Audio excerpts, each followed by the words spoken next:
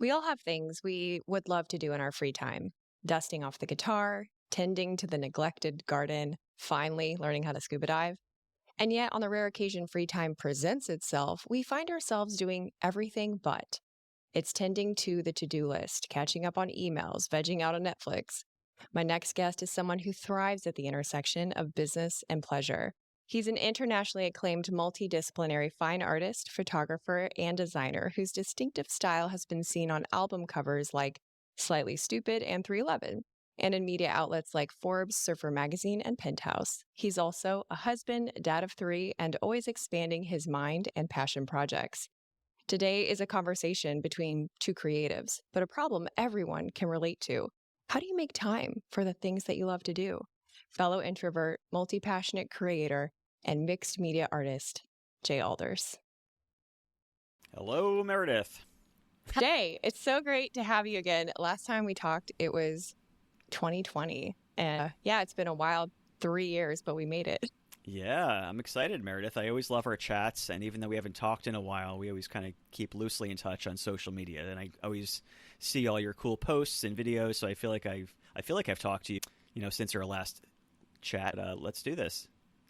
Yeah, that's the interesting thing about the internet is you keep these. Some people have, these parasocial relationships, but then you have these like hybrid real relationships that are lightly nurtured along the way with just simple comments and likes. So we do have the internet to think about. As much as I bitch about the ails of society that the internet has brought us, I do appreciate that. So, and I was thinking about the last time we talked in 2020 and just it feels like a lifetime ago. And how during quarantine, everyone seemed to be picking up hobbies, either in between baking cookies, drinking, and getting a divorce. People were like, I should take up the guitar. And all those hobbies that people took up, I think now that life's getting back to normal and people are even going back to offices, which is wild to me. Icky. Oh, I know. That's not the life for me. Especially as a fellow introvert, you understand that because it's death by 1,000 cuts via small talk in an office. And you're like, just let me do my job. But I feel like a lot of people have put those hobbies to the side now, and they're not making time for the things that they love. They recalibrated for a minute, and now they've kind of reverted back to not making time for things that brought them pleasure. Yeah, that's really sad. I've noticed that too. I think I've done the exact opposite. Like I didn't drink at all during COVID. I worked out like a monster. I did all my usual hobbies and then some, and I have kept those hobbies and probably added more since COVID. So it's sad. I see a lot of my friends that became extra cool during COVID. Like they were having fun again and doing cool things, and then all of a sudden they're back to work, and I'm like, I thought you'd like to do all these things that we were just doing. What just happened? And it's like no fault of their own. It's really sad. It's a shame, and it's sad what reality is for a lot of people. And at times, if we're being honest, probably for us too. It's sad that so much of our lives are kind of not in control the way we would like them to be. The currency of life we spend in strange ways, and it's not really our fault. It's just sort of how society is set up. But I think that COVID was a good reset to be like, oh yeah, I actually forgot I like to do such and such, or I forgot I like to have time to think and all those sorts of things. So yeah, I'm with you on that one. The currency of life, that is really profound. That was something that changed for me during quarantine was I thought about death a lot more, and thankfully not in a way that required mental health intervention. It's an important distinction, but in a way that helped me understand the currency of life a little bit more. And how do I spend my time? And do you ever do this after you do something that was fun? I'm using air quotes. You look back and go, was that fun? Did I enjoy that? And I think that's the sifting and the discernment of making time for things that you do love is assessing if what you're doing is something that you even love or have to do. I think about that stuff all the time, and I would say it's a part of getting older, but I don't think it is for everyone. I think that for me, it's become a part of getting older is acknowledging what you actually like to do, what you don't like to do, being able to say no to things, setting boundaries with friends and yourself as well. I know, like for me, I used to like party like crazy, and I gave up. I'll have half a glass of wine once in a while, but I pretty much don't drink anymore.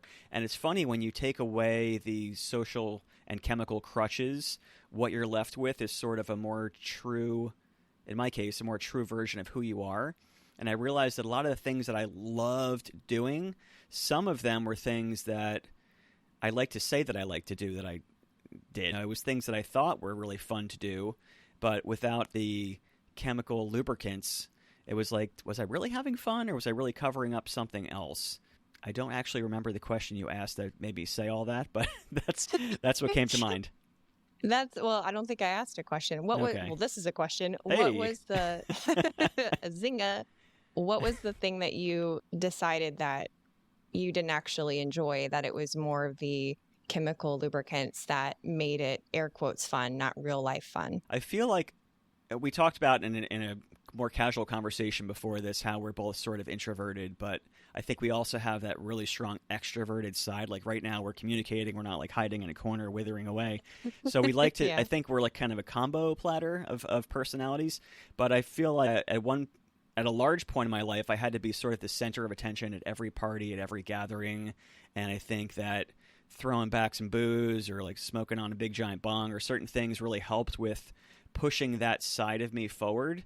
And those were true sides. Like I love being interactive and social, but it pushed me in an artificial way where it really kind of made me flock to the clubs or the bars or the social settings. And I had to become a different version of myself in order to really thoroughly enjoy that. And then after a while, as you get older, as your friends start having kids, as people start getting married and all these different things change, I sort of realized how small my circle of friends has gotten, because the people that I choose to spend time with, I become very selective over. Because if it's not people like yourself or other people that I enjoy communicating with, I'd rather be by myself. I'd rather be with my kids. I'd rather be playing my guitar or painting. And so I feel like a lot of those social things were sort of forced. When becoming sober kind of set in, or mostly sober most of the time, you sort of like, oh, that wasn't actually that fun. You know, the next day you realize I don't feel good, or just kind of like you get a social hangover, or those people don't actually give a shit about me. We were just hanging out back in the day trying to pick up chicks or trying to look cool or trying to have a great story for the next time we went out. So I feel like stuff like that, I guess. How about you? Yes. Well, my process of, discerning, okay, do I enjoy this? Don't I enjoy this? Is definitely in my body. Like it's kind of a, I don't know, intuitive thing. And it used to be mixed with a lot of guilt. I used to have, I like to joke that I would should all over myself, SHOULD. Yeah, Because totally. I'm like, I used to enjoy this activity, or I used to enjoy hanging out in this way or with these people, and now I don't, but I should. Right. And that discernment process, it becomes, it's really like personal work. It has nothing to do with the people around me or what they're doing right or wrong. It's all about just my own progression as a human. I remember like back in 2020, I think we were either it was on mic or off mic, I don't remember. But we were talking about what my midlife crisis was when I was like changing careers and stuff. And I was Yeah. describing the process as hot, hot, cold. And that I don't know where I'm going with this podcast thing or with my life in general, but I go in the direction of people, places, and experiences that at least feel warm, and I will explore them. And I think that's very similar process of figuring out, does this bring me joy? Or does it matter that it's, an old lady activity? Like seriously, the whole middle-aged woman and her poisonous houseplant stereotype. I'm like, well, you know what? Here we are, folks. I'm embodying it. Yeah. And I'm not ashamed, because it feels like a warm direction to go. And I think that's probably my process and even looking back, like you said, the next morning you go, okay, how did I feel about that? I think I do that too. I try to do it a little bit sooner than the next morning.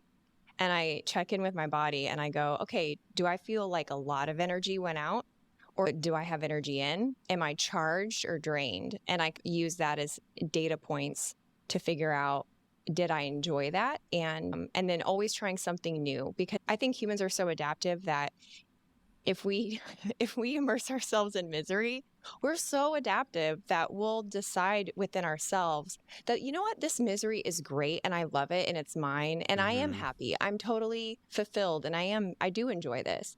When in fact you've recalibrated your brain and your body to survive. And so I Yeah. think for me, that's why it's important to always try new things, despite the dopamine levels that you get from trying novel experiences. But that way you always have a new gauge by which to measure your old experiences. Yeah. That it completely makes sense. I think the dangerous part for people like us that are sort of, or at least this is how I interpret you also, but I'm speaking upon myself now. We sort of are obsessed with like self-work and self-care and blah, blah, blah, and Yeah. learning this and getting it better at that. It was interesting something you said. You said, I often don't wait till the next morning.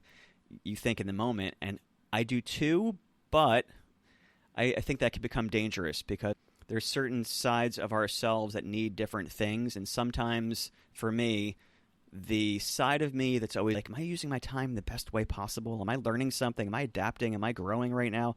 That side of me can be really an asset. He could also be a dick.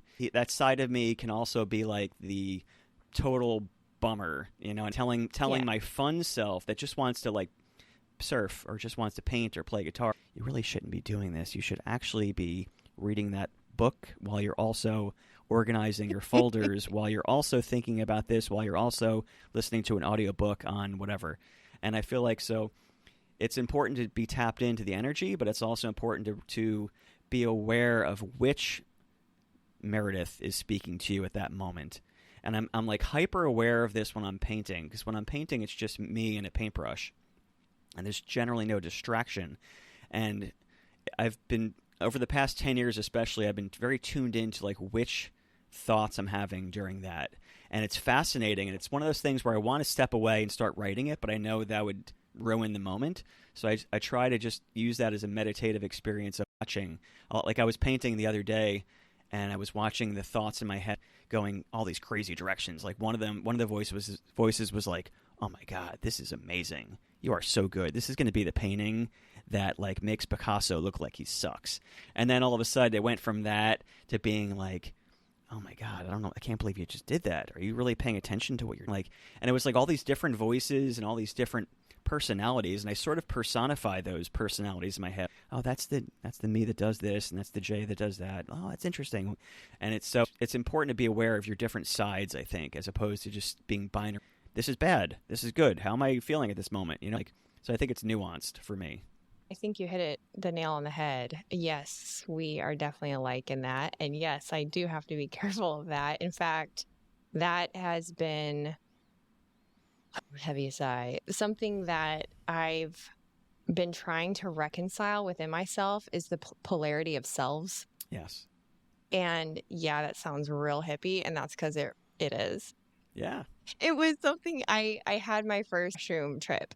And that was my intention going in, is I don't know what to do with these parts of myself, and they seem to really create inaction within me. And it's like the fight, flight, or freeze. It's becomes mostly the freeze. And it becomes the freeze in things that I enjoy you described it perfectly. That's interesting that your sides of yourself, they are just like the audience to what you're doing. Is that how you reconcile your polarity within, or do you have some other brilliant tip you want to share with the class? I'm not going to say brilliant, but I think it goes back and forth between being like an audience member watching in, and then when I become aware of being an audience member looking in, I try when I become aware of it, which is rare, but when I do, I try to take a step back and be like, okay, who's watching the audience member right now? And what I try to do is keep peeling that back, and I'm like, okay, now I'm tapped into the guy in me, the person in me that's watching the audience member who's watching that crazy voice, and I try to go back layers and layers and layers until it kind of just fades away into like nonsense. And then sometimes I think about it in a paradigm of like, okay, this is who's steering me right now. And sometimes I use it to my benefit. When I'm painting, for instance, I notice that certain personalities in me, like there's a side of me that paints that loves listening to really inappropriate gangster rap. And that's just, I don't know. That guy loves to do that. So I feel like when there's a side of me that wants to paint more loose, like when I feel myself being too like anal retentive and I'm like I'm trying to be all crazy with details and get crazy and trying to take myself too serious. I'm like, it feels a certain way, and I correlate that feeling to the side of me. And that side of me is very helpful because sometimes you need to be very detail oriented and you need to be very big picture focused. But sometimes you get lost in that, and it becomes, it's like you said with the feeling, when it becomes not fun anymore, when it feels strained, or I'll notice signs around me, like when I start to drop things or when I hit something and I'm not paying attention. Like I paint with what's called a maul stick, which keeps my hand balanced. It's one hand holds the stick, one hand rests on the stick, and then I try to keep my hand steady. And this is a tangent, but here we go. So sometimes I'll notice that I'm very aware of my surroundings and everything going on. Sometimes that stick hits my light behind me, and it makes like a gong sound. And I think when it goes like gong, I'm like, okay, I'm not paying attention at all. Like maybe it's time to switch personalities to drive the ship of me. And then sometimes I'll throw on like Jay-Z, or I'll throw on like Led Zeppelin or Metallica. It just depends on what the mood I'm in. And sometimes I have to tone it back and be like, okay, it's time to listen to classical music right now. And then let the different sides of me each have a turn. And when they each have a turn, then I feel like it's more balanced, which sounds crazy, but that's kind of how I do it. No, it doesn't sound crazy at all. And you know what's what is crazy to me, like crazy good, is that you have the same outward body indicator of lack of mindfulness that I do, which makes me wonder if other people have that too. I drop stuff. I run into stuff. I knock stuff over. And then I'm like, okay, that means my mind and my body are in two different locales. Let's see if we can bring them back together. I love the idea of disrupting the pattern of thought that you're in to like downshift or upshift into different gears with music. That's brilliant. That is brilliant. Someone asks you in the future, do you have anything brilliant? You just be like, yes, you know what? Meredith said that this is brilliant. Are you ready? Cue minute 14.2, whatever, of Meredith's podcast. And there you go. Yeah. Boom. Sometimes it's like with brilliant. Sometimes it's with movement. I'll just jump around, or I'll do yoga, and sometimes I just have to get out of the space and go for a walk. But I feel like it's very important to feel that. And sometimes it's like you spill stuff, or I hit something and I'm like, cool. Like it's also your reaction to the signs as well. Like sometimes for me, it's like I notice like my personality or my persona or the soul or whatever the hell hippy dippy word you want to use. There's a side of me that's doing this thing and I notice it. And sometimes I'm like, it's a sign to switch something. Other times I'm like, cool, let's make a fucking mess, you know? And then you got to be cool with it. And other times you're like, it's not time to be a messy person anymore. Now it's time to be sophisticated. And so I think it's okay to honor your different sides. I feel like social media, one of the many, many negatives is that it forces us into a role. Like you become Meredith, the podcast lady that's known to say such and such things or whatever, and I'm known to be the art guy. I find it like amusing but also confusing from a marketing standpoint when people peg me a certain way, and then I post something or say something or do something that doesn't align with their version of who I am. And then half of me is, from a marketing perspective, that's not good. I have to have a brand and I have to have a persona as an artist that people can relate to. And the other side of me is like, fuck that. I'm like, pardon, am I allowed to curse in your podcast, by the way? 100%. Okay, cool. Let your F word flag fly. Awesome. Because I'm from Jersey, so it's like part of me I have to honor like who I am. And then there's sides of me that I'm like, I wish I was more sophisticated or more whatever, Picasso or Dali or whatever. I name these people in my head that I look up to or whatever. And like the other side of me is just be yourself, that. And it's hard to know who to be anymore because all of us have these many, many, many, many sides. And if we're not careful, you get pegged to this one version of you, and then you start believing it. And then what you do as a creative person, and this is definitely not just me, I've talked to other musicians and artists about this, you become almost like an imitation of yourself. You become someone that is doing an impersonation of yourself, and that's dangerous. Yes. I think, isn't that called memetics? Is that the right word? Does it need a name? I don't know. Well, there's some other episode that I'm researching right now, and this idea came up, and I never heard that word before. And again, I might not even be saying the word correctly. Okay. But it's like a phenomenon that happens in society, but social media amplifies it. And I think I had heard it in a couple different contexts, but one of them was in the aesthetic context that women, with the popularity of fillers and Botox and all of the, just makeup and hairstyles, that everyone is basically trying to mimic one another. And so Mm, that they all become a watered down version of each other. yeah. So the uniqueness among the ranks is diluted to the point where nobody is interesting. Everybody is kind of this copycat of each other. And I could definitely see in the creative world how this would be a potential to be a problem. But I could also see it in someone who doesn't consider themselves a creative, that would play out. If you think about the average middle-aged lady on Facebook, let's say, and she sees, oh my gosh, it's crazy hair day and Susie did her daughter's hair like really cool. And oh my gosh, that was next level. And look, there's a bounce house party and they did a balloon arch for this gender reveal. And so everyone's Are you allowed to do trying that to still? mimic. Oh, I don't know. Yeah, that is such a paradox, right? Yeah, We'll go that there whole later. thing. Let's continue your We'll story. go there later.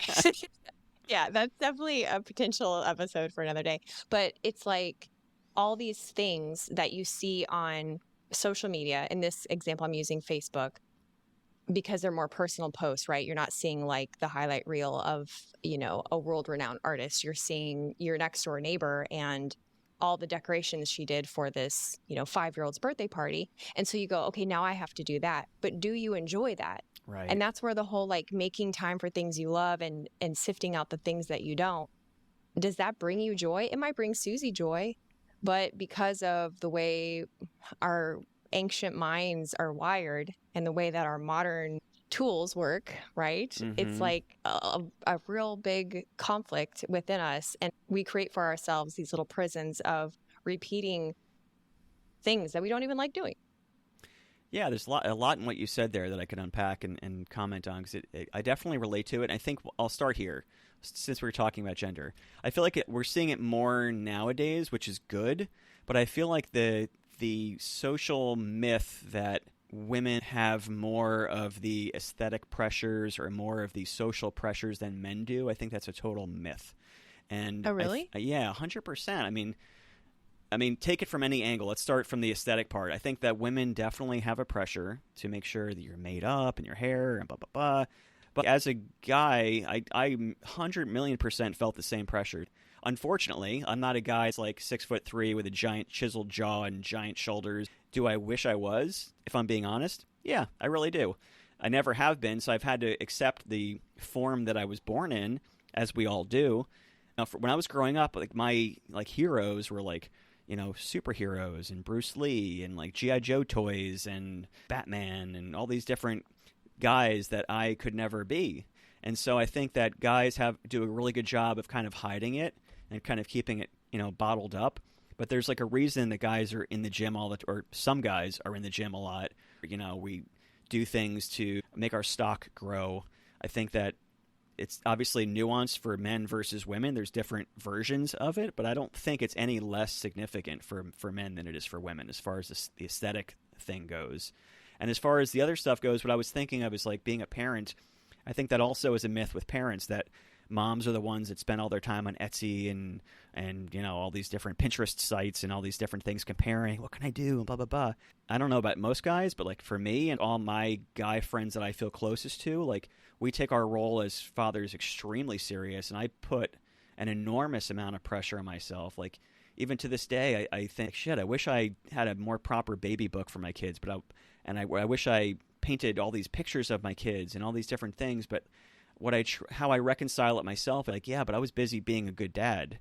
And so I feel like you can be a great mom or a great dad and be there with your kids and be present and be empathetic and teach them lessons and do all those great things, or you can take time away from that to do all the Pinterest things and all the other aesthetic things and all the social media videos and stuff. And it kind of saddens me when I see parents like spend such a huge amount of effort to make their parenting experience look so magical and social media friendly, when I'm like, just be a parent, Like I think about a month ago, we had tons of rain where I live, and I took my dog for a walk with my kids, and it was pouring out, and I'm like, let's go for a walk. They're like, oh, it's raining. I'm like, cool, let's go. We just ran out. We got totally soaked. We were literally jumping into giant puddles, making huge splashes. And my kids were like, we're allowed to do this? I'm like, yeah, let's go, And my one son, Grayson, was like, can I sit in the puddle? I'm like, hell yeah, you could sit in the puddle. So it was in all of his clothes. He just like sat in a puddle. I'm like, this is what it's about, not necessarily all the other stuff. That's, I guess, the first two things that popped in my head when you finished your awesome talk. All the other well, all the other stuff is, it's like, I mean, the gender role, I have 4 thoughts and they're all colliding at once, but like the gender role thing, I think it is changing, and I suspect it's regional, because you're in the Northeast and I'm in the South, and I'm from the Midwest. And so, and I'm not a parent. So there's so many variables to that, but I do see more involvement on both parents' sides.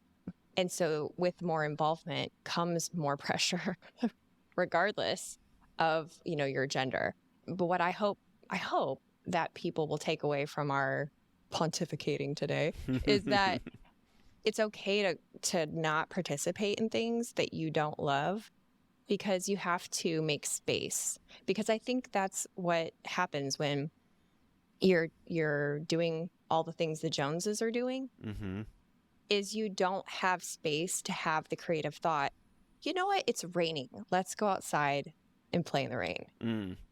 And that, it could be, as it was for you, a special moment. But these special moments, whether they're with your children or your partner or by yourself or with your friends, they get missed because you're so exhausted doing the things that you actually don't care for, or that, what the real danger zone is things that are neither good nor bad. Yeah. I think, isn't the word ambivalent? I'm struggling with words today, apparently, but we'll go with that. I think that's the word. I feel meh about that. And I think we have so much of that we're like, well, I'll just do it. But then at the end of the day, there's no emotional energy for these creative thoughts to come through.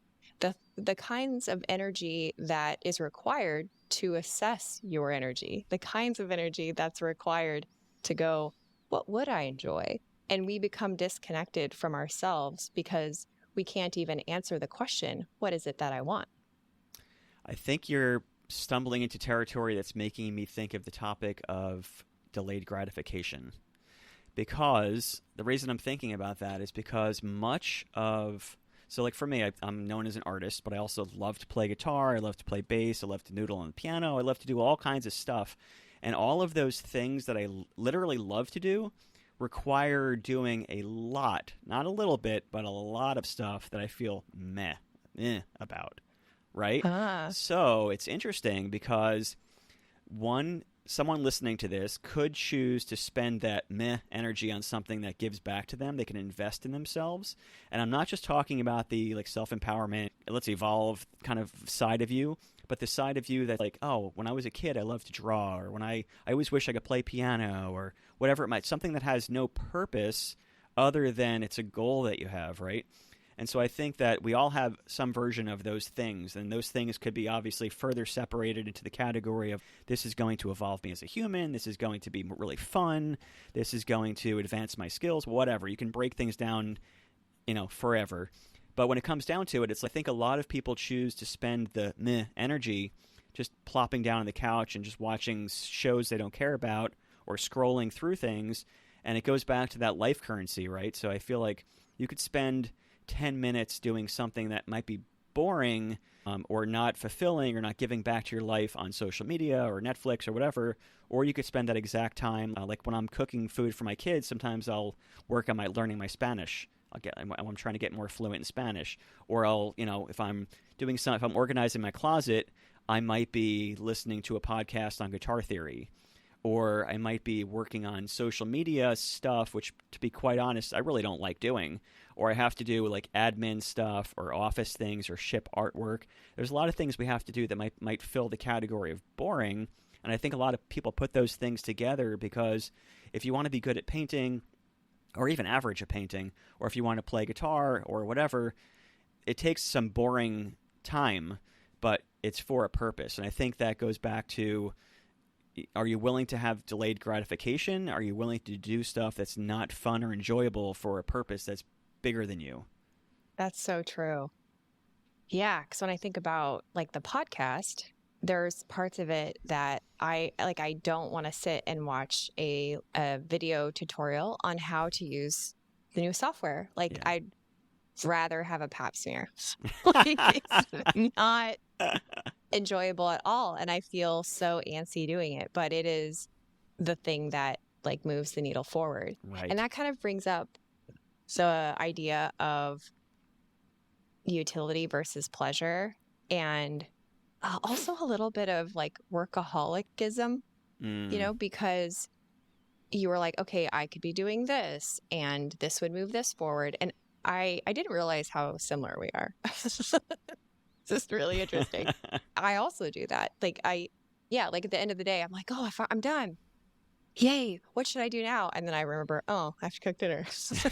But then I can listen to a podcast that is just for pleasure while I'm cooking dinner. Yeah. But there is that inner tug of war between trying to assign a metric to the things that we enjoy in order to move them up on the priority list, right? Right. And so I'd love to hear if you got anything for that, because it is a struggle to go, you know what? I'm going to make a seashell wreath this weekend. I did that a couple weekends ago and it felt so good. It's awesome. And it was like for no other purpose than for pleasure. And I enjoyed it so much and I'm so proud of it. And every time I see it, it makes me happy. But there were definitely things I, air quotes, should have been doing in order to, be, again, air quotes, responsible. But that just felt so good. And I'm not sure what it was that allowed me to do it, other than I purposefully did not schedule anything in my calendar for that weekend. So I had space for it, but I'm not sure what the mental shift was that made me go, this is both important and urgent, and I'm going to do it. And it's just because I like it, I don't know if there's a solid answer. If someone was coming to me with that, if a friend of me came to me and said that, I would ask them a million questions about them to drill in on them. So if you want to do that, I'm down. But I think that a lot of people let go of their creative side because of those reasons. They feel like, well, why am I going to paint a picture? Seriously? Or why am I going to do such and such? And I feel like when people ponder questions like the meaning of life, or you imagine yourself on your deathbed when you're 120, hopefully, or things like that, you think the meaning of life, I don't know what it is, but it must have something to do with enjoying it, I would think. Right? I think it has to do with a lot of things. You could probably throw in like legacy and family and all these different things, but ultimately it comes down to like living. Like, so what does that mean to truly live your life, not just go through the steps of living your life each day, and that turns into a month. We know how quickly years go. And so do you want a life that's full of experiences and full of fun and full of, I want to say bettering yourself, but not in a productive way. More like, I want to learn. For me, I'm learning Spanish because it's like a goal, but I also would love to have conversations with people in different countries. And I'm trying to get better at guitar, not so I can be in a band, although that would be fucking awesome, but because I've always wanted to know what it feels like to speak music. Like the idea of being able to speak a language or speak in art or speak in music at a fluency level where we can talk right now as quickly as we want. And as long as we're speaking clearly enough, we could grasp it, process it, it goes in our head, and we can come up with an answer within a split second. The idea of being able to do that, to understand as many things as possible so I can enjoy them and so I can express myself through music and art and all these different things, I think that's like really important. And I think for people, they forget that. They go through the steps of, I'm going to work and make all this money and spend all these things and buy all these blah, blah, blah, blah, blah. And what's the purpose? The purpose of having the money and having the job and having all these things is so that you what? So that you enjoy yourself more, so that you feel a certain way.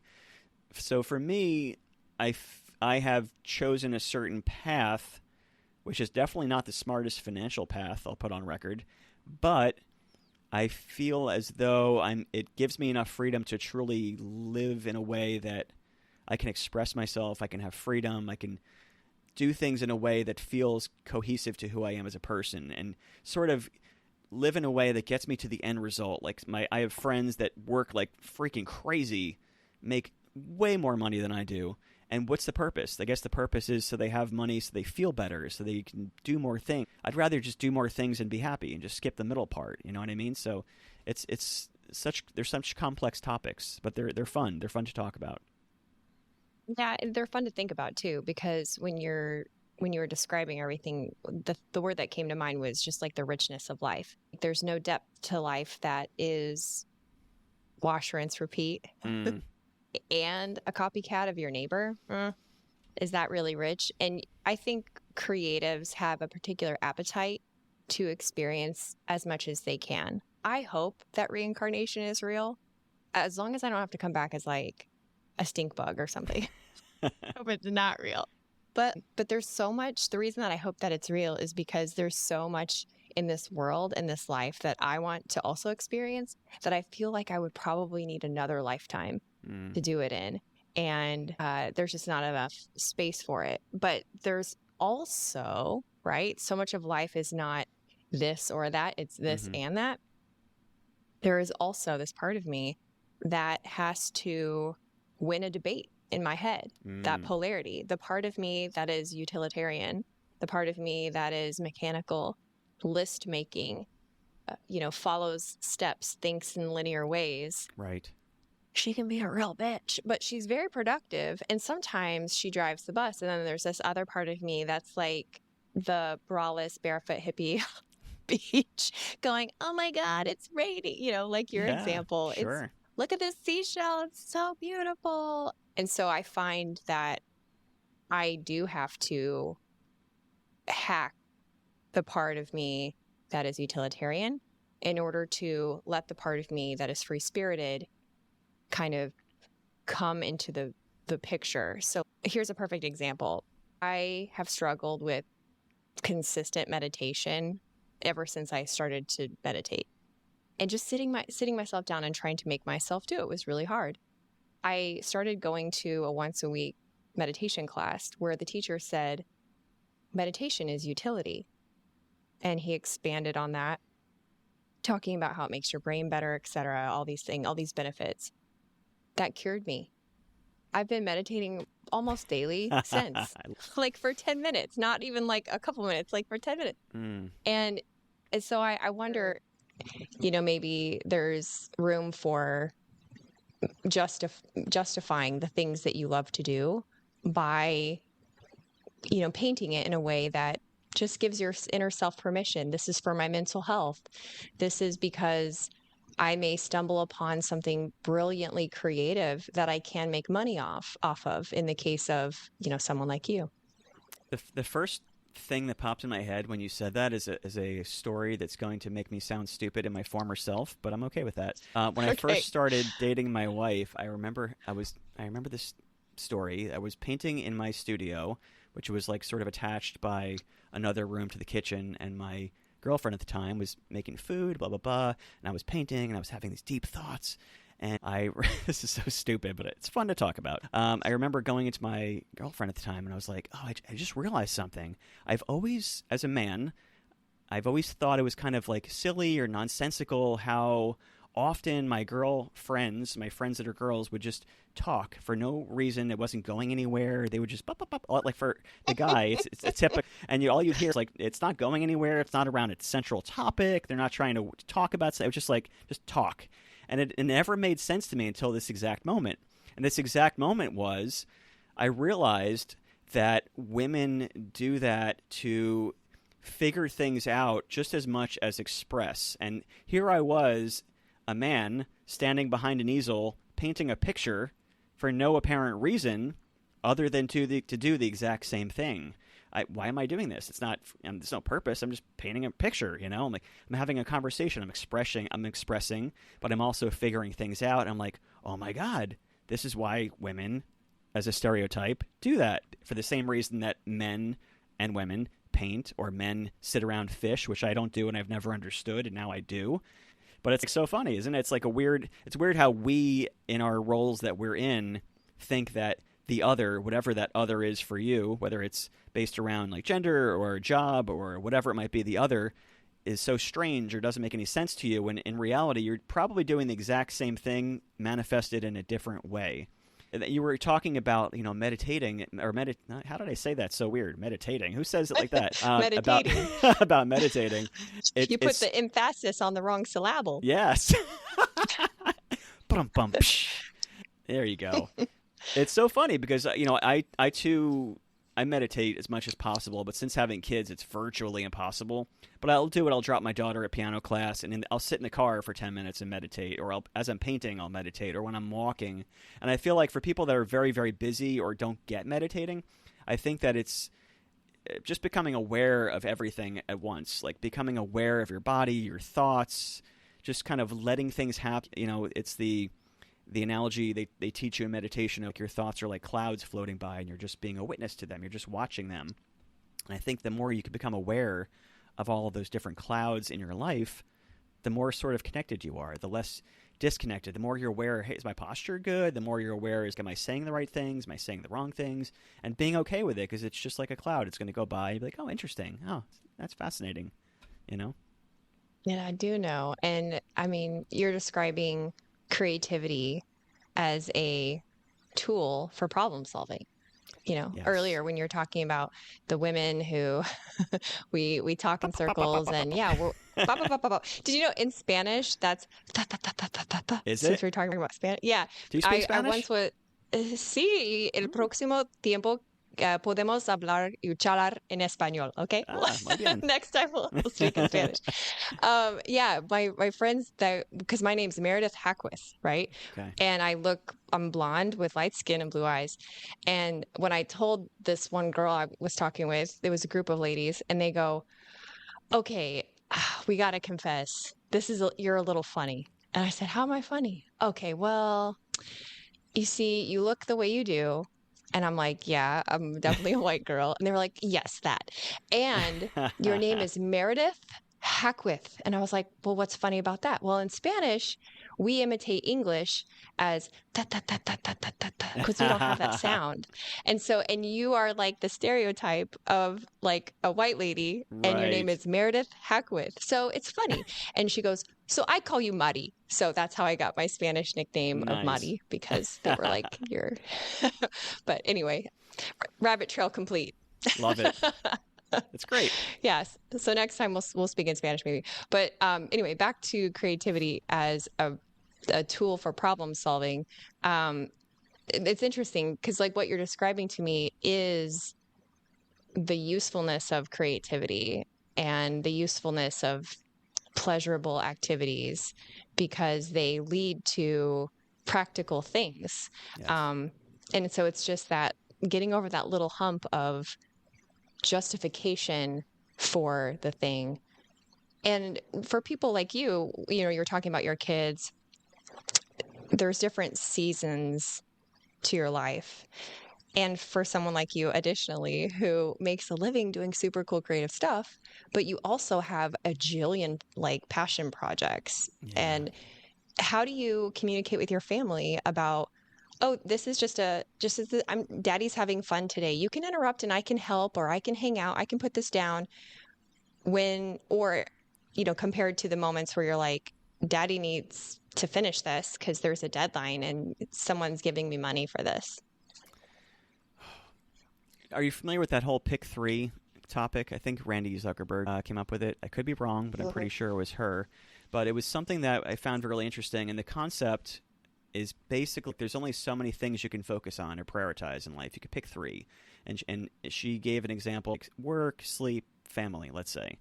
So I use that sort of as a mind model of how I approach my day and how I approach life.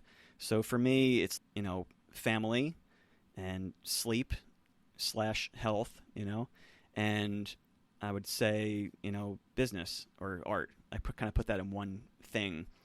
And so I think it's important with creativity especially and this sort of goes back to some stuff you talked about before with having discipline and whatnot.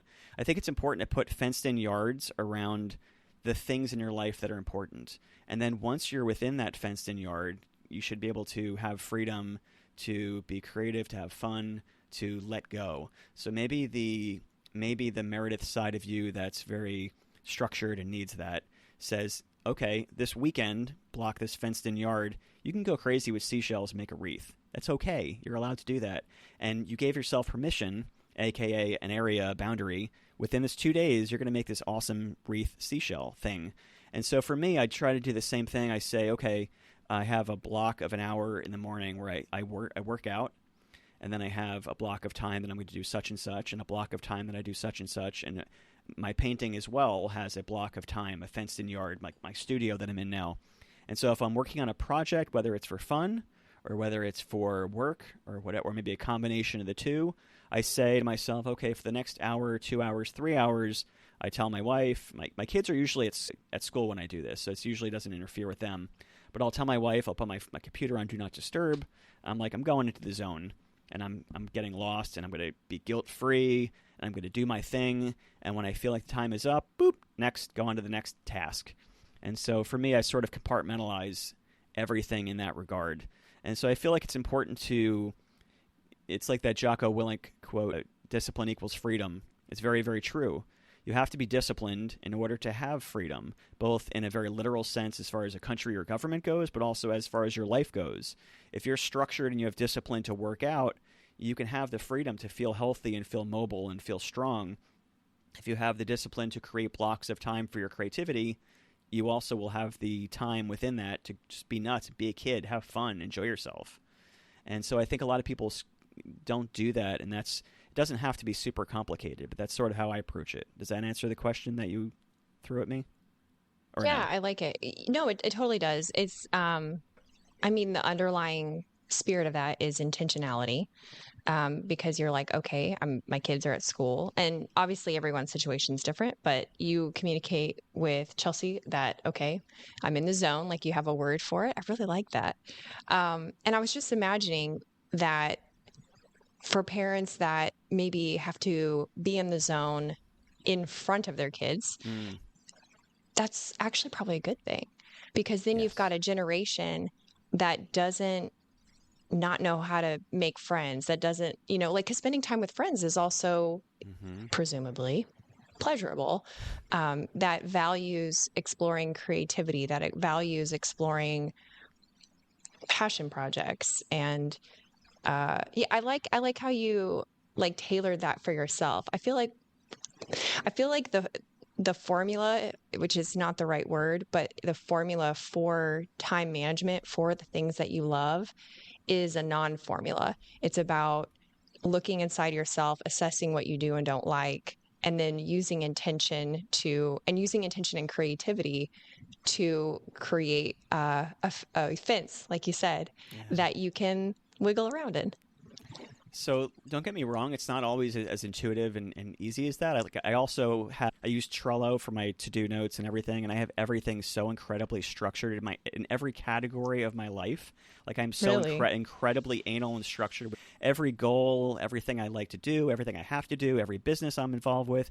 Everything has like a hierarchy of tasks and goals and intentions, and either a written or non-written mission statement or purpose of some sort. And then I try to approach each day with, okay, what are the things and the top priorities that I have that will be the most useful. So I don't make that only stuff that's productive in air quotes. It could be stuff like yesterday we went apple picking with the kids. That was part of my thing. But I also, to touch upon creativity specifically, like when I'm playing, I'll play guitar when my wife is cooking dinner, or if I'm cooking, she'll do something else. And I try to do that in front of my kids. Or my brother was over the other day. We were jamming on our guitar. I try to make it fun for the kids. I want them to see that being creative is not a waste of time. It can be enjoyable and fun. And I'll set up easels and have my kids. They'll invite some neighbors over, and we'll have like a little paint session with all the kids in the neighborhood. So I try to do things to instill the values that I think are important. Going back to Spanish, I make breakfast for the kids in the morning, and when I'm doing it, I'll try to do as much of it as I can in Spanish. I'll talk to them in Spanish. I'll teach them what the things mean. If we go places, they get super annoyed because I'll ask them a question in Spanish, and I just things like that. I try to incorporate all of my interests, but also all the things that I think are useful life skills, and make it all fun, and also think about present and future and past in a way that they can understand and are useful. Yeah. I mean, that's like true integration, right? I I was think so. interviewing this his name's Shane Reynolds. He has been on like he was a TV host slash is a TV host, but he was on Travel Channel. That was kind of what he was known for a show called Shane Untamed. And that's him and his wife do just they have this incredible life where they travel and they uh, video and photograph and it's just amazing. And when we were talking, he said, when you really have this, he said this without saying it basically, this appetite for life that you and I have, Yeah. that you have to be willing at some point to blur the lines of the boxes and Hmm. integrate the things that you want to do in the daily. And I kind of wonder, and I kind of suspect actually, that the problem, the barrier, the obstacles that a lot of people face when they're trying to make time for the things that they love is they're trying to insert more boxes and the grid is already locked in. Mm. And if I think they took an approach like you do, like you want to learn Spanish. Like for example, my GPS is in Spanish Awesome. I love because that. I struggle with numbers. And so hearing them and going, okay, that was 600 meters. That's the other Hmm. thing. Like I wanted to learn how the rest of the world measures stuff. And Sure. so it does meters and kilometers. And I used to do my grocery list in Spanish. Like I would write it in Spanish. Now I order groceries, so I don't do that. But it was just that integration piece of it that has helped me. And I just don't think I ever realized that until you said it just now, that that may also help other people to just have a richer currency of life by not trying to add a box to the grid, but just making the grid more colorful. I think more, yeah, I think what people do wrong, they definitely try to add more boxes to the grid, but I think that what I do, and I think you probably do as well, you make certain portions of your life non-negotiable.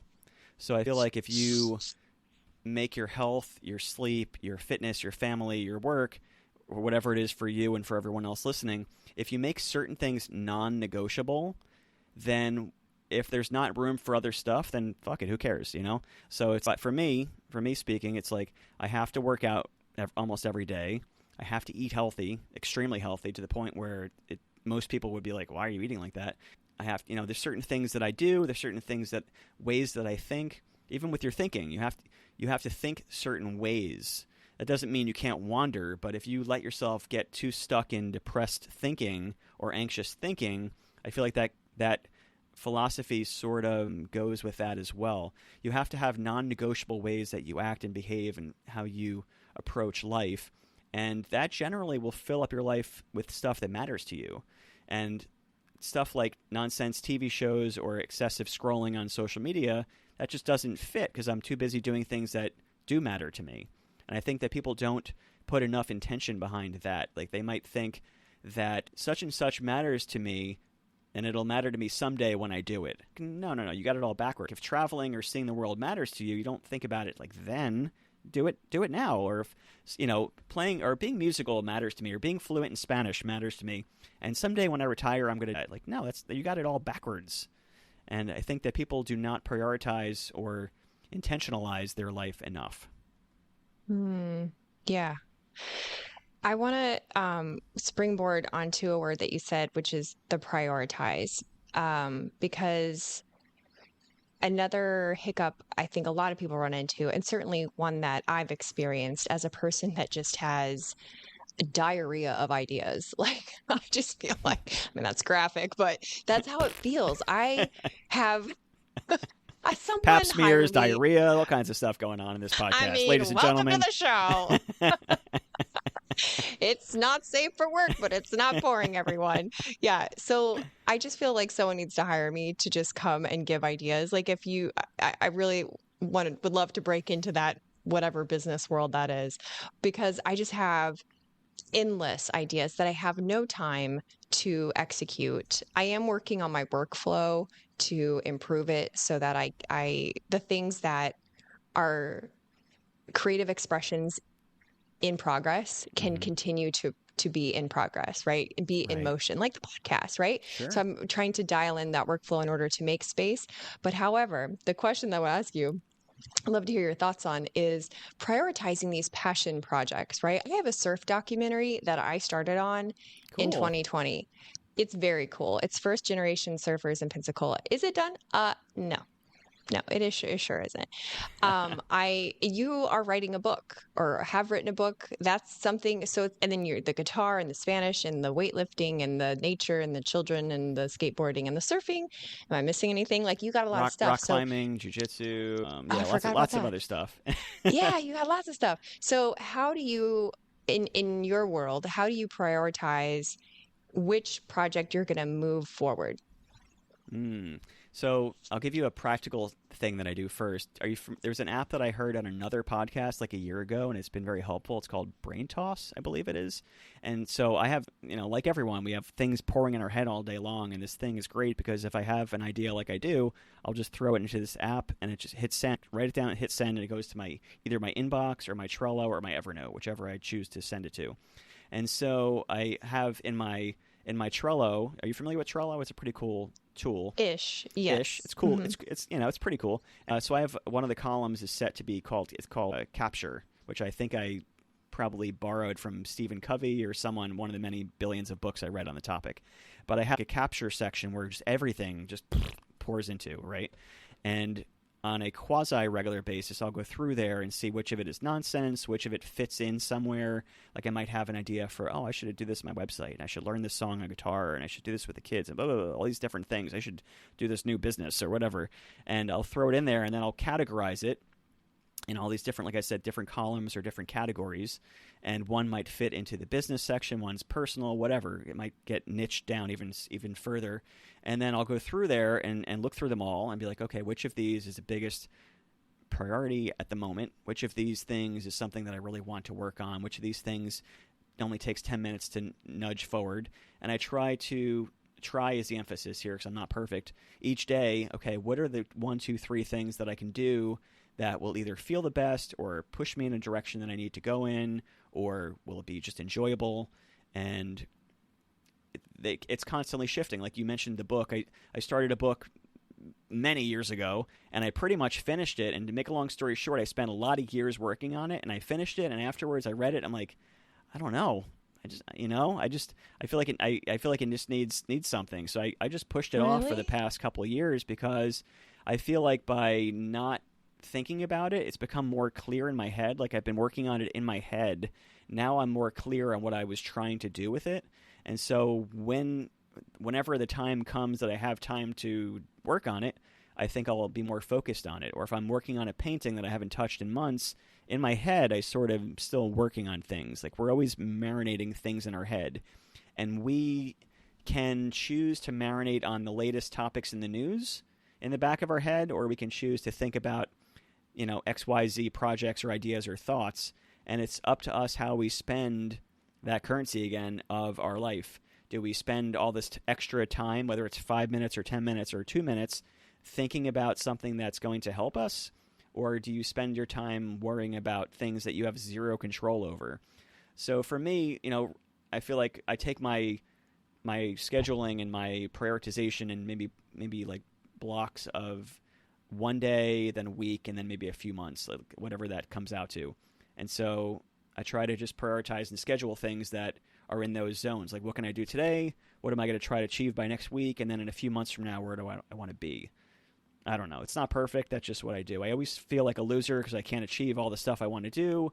I feel like, I wish I only had one hobby. I am jealous of people that only like to do one thing.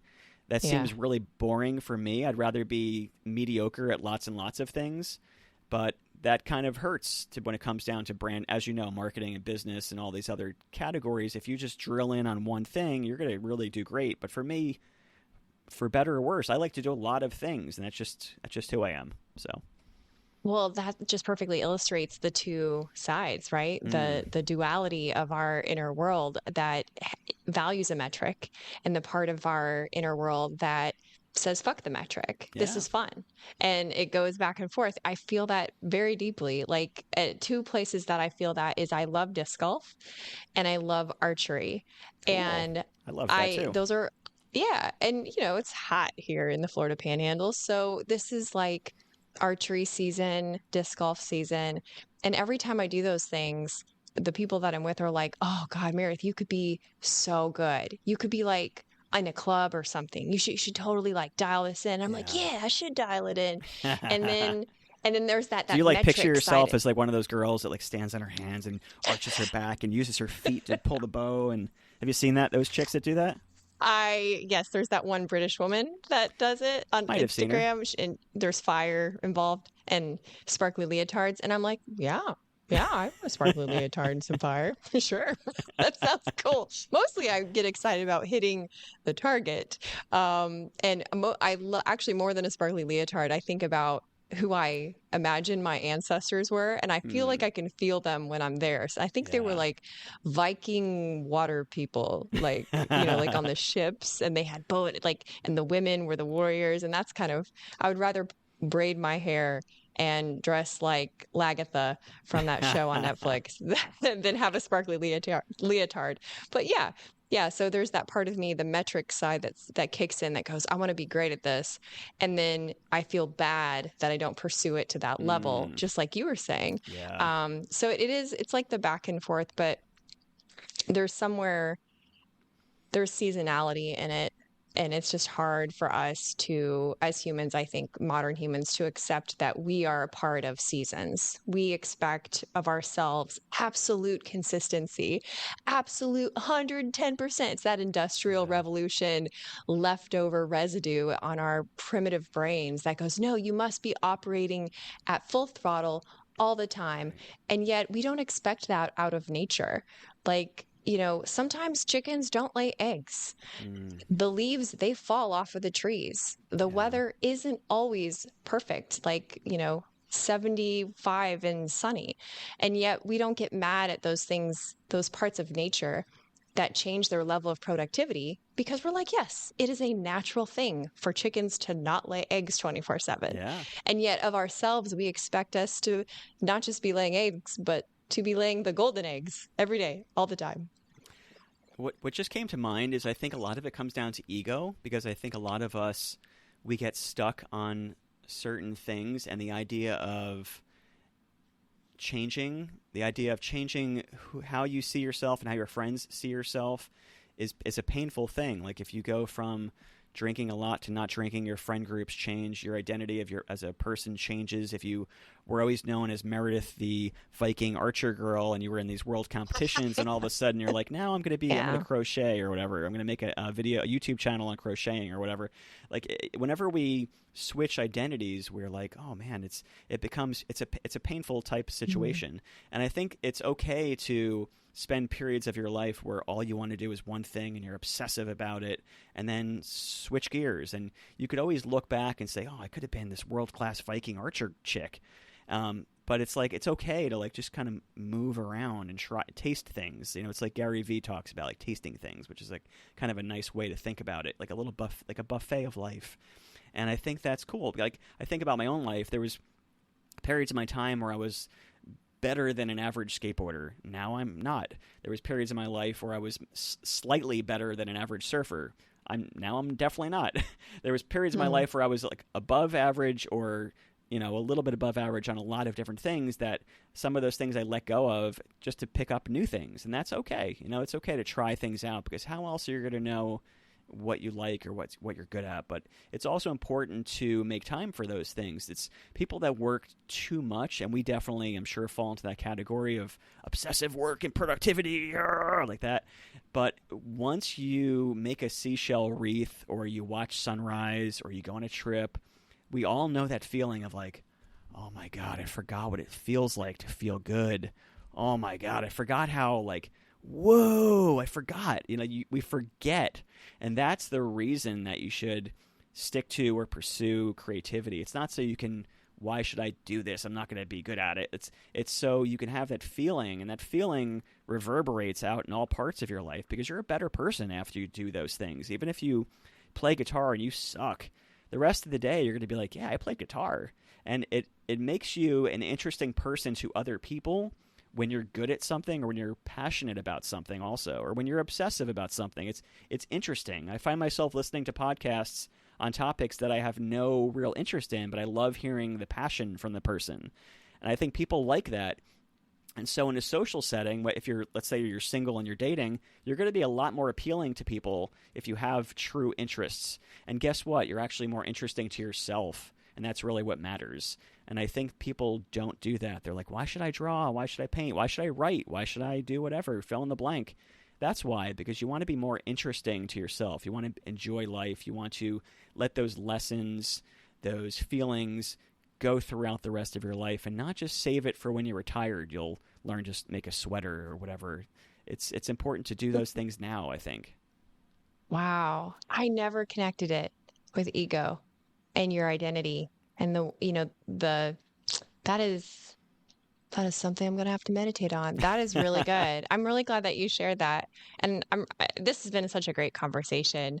I thank you so much, especially knowing how picky you are with the way that you spend your time. That deepens my gratitude for you to be willing to come on the show again. And I hope that this conversation encourages people, because I mean, think of all the artists out there that aren't arting, all Yeah. of the people out there who aren't playing music, or whatever their creative outlet would be, or whatever their pleasurable outlet. Maybe they don't consider themselves creative, and that creates a block. I mean, that creative word doesn't have to be used. You and I both know creativity flows Mm-hmm. in everything possible in the world, but for some people, they really have this block mentally that they are not creative. So if that's if you're listening to this and that is a mental block for you, then just substitute the word pleasurable. Like, what is pleasurable, Mm-hmm. and how can you raise your frequency by being in that more often, and then appreciate the utility that comes after that, which includes reworking identity, apparently. So I love that. Thank you, Jay. Yeah, it's. I'll leave with this note, but I feel like people look at creativity in strange ways. We put it under the umbrella of creativity, and take the visual arts for instance. You could be an artist that documents exactly what you see, or you could take a photograph, like we see on every social media. Someone takes a photograph, and they use colored pencils, they make it look exactly like the photograph, and that's certainly that's certainly a craft. It's absolutely a skill. Is it being creative? Is it making something out of nothing? I don't know. I think it could be debated. And I think the same goes with, like I said, I'm trying my best to be a better guitarist, but I haven't been very creative with it. I've been trying to learn guitar theory. I've been trying to learn music theory and learn chords and learn all these different things and practical type situations. And I've been trying to master songs that someone else wrote.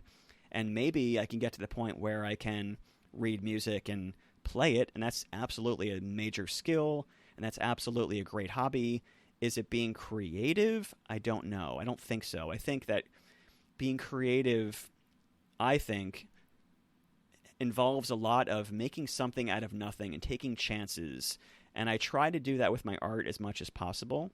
And I think that's very, very not only possible, but important to do in all the different things that we do. It's great to take a step-by-step approach to learn a skill like Spanish, for instance. It's great to learn, all the different forms of verbs and all the different subjunctives and all the different things. But are you being creative with the language? I don't think so. I think it's once you're speaking the language, maybe you write a poem in Spanish, or maybe you write a song in Spanish, or maybe you formulate paragraphs pour out of your mouth that were never said before.